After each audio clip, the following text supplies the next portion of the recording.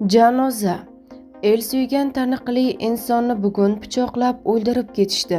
Marhumning oila a'zolariga ta'ziya bildiramiz. Assalomu alaykum hurmatli tomoshabin. Tezkor yangiliklardan birinchilardan bo'lib xabardor bo'lishni istasangiz, videomiz ostida bir dona like va podpisatsiya tugmachasini bosib qo'yishni unutmang. Inna lillahi va inna ilayhi rojiun.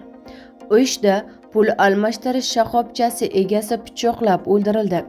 Militsiya ma'lumotlariga ko'ra 24-may kuni kechqurun Amir Temur ko'chasida valyuta ayirboshlash shoxobchasida noma'lum shaxs boshqa bir erkakka bir necha bor pichoq bilan zarba bergan.